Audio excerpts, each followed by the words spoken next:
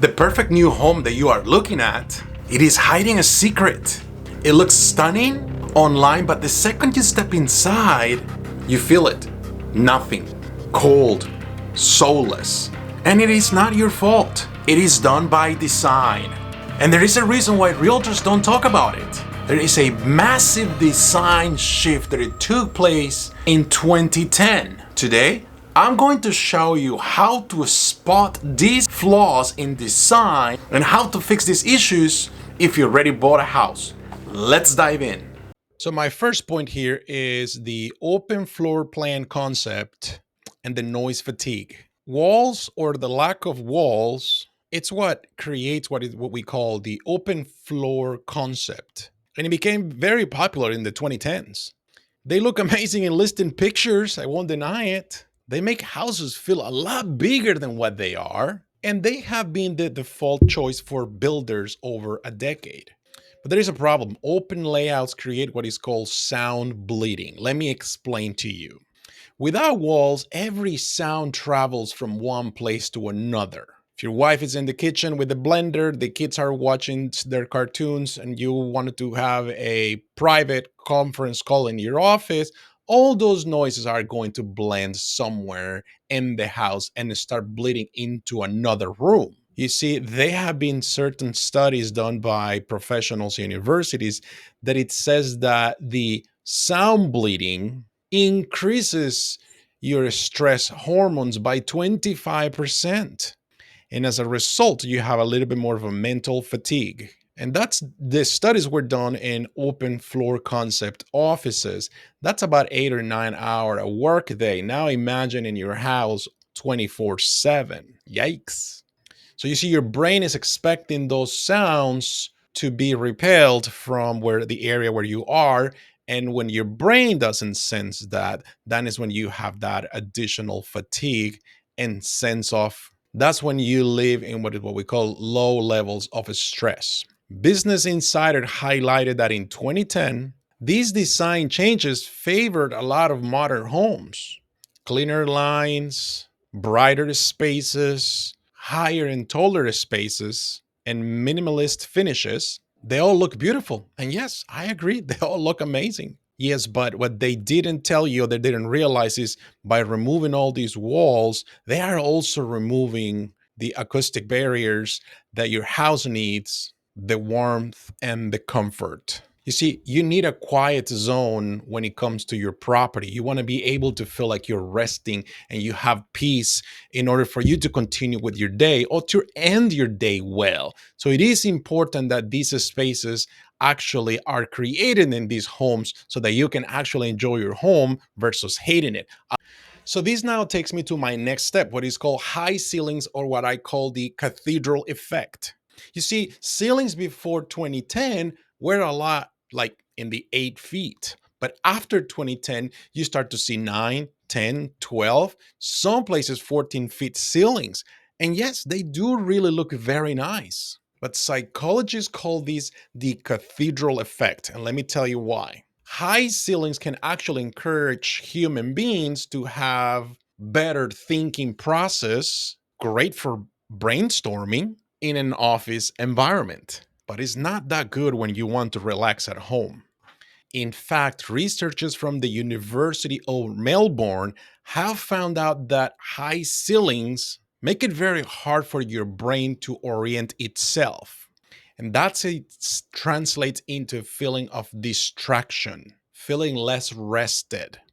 So let me give you an example. When you are in a coffee shop that it is cozy, that it's nice, it's warm, you have a fireplace, low ceilings, dark colors, makes you feel like a cozy, right? But if you are in an airport with high ceilings and lots of light always coming in, this actually always makes you feel like you gotta keep going every day. So that is the biggest difference. So that's why some of these homes, yet they look nice and tall and bright, but they're missing the sense of comfort and coziness. I'm sure you get my point. But you see, what it looks amazing online doesn't actually, it is amazing when you walk in or when you live in the property. So be careful with this. I am curious to know if you actually prefer 8-foot ceilings versus the 12 or 14, And let me know in your comments here. I'm curious to know. And tell me what kind of property you own. So this brings me to my next point, which is the disappearance of hallways. Have you noticed that new constructions don't have a lot of hallways? What happens is that the moment you step into the foyer, then you have a whole open concept place where maybe to your left you have a living room, maybe to your right you have an office or maybe a small family room. As you continue to walk, then maybe you will find the kitchen or you will find the family room or you may find like another space in the house. Yet from the kitchen you can see what the kids are doing. From the living room, you probably can see a lot of these things. But now imagine that you have guests eating back at your kitchen or your island. You have a nice private Friday night with your friends drinking wine and cheese. And all of a sudden, the guy from UPS or Amazon comes to the house, knock on the door, and they have a very heavy package for you that needs to be delivered. That package has to be entered into the property. And this gentleman will do it kindly to help you and put it on the foyer. But the problem is, now he has been able to gain visual access of your entire property and what your guests are doing. So the sense of privacy is lost. You see, hallways are considered a reset zone for people when they come home. They can actually start to decompress as they are coming from a long day at work. Both Curved.com and Business Insider agree on the following, and let me read for you this statement. Quote, decades of obsession with efficiency and usable square footage are great, but what builders gained in space, homeowners lost in comfort. I want you to keep that. You have lost comfort in your property with an open space,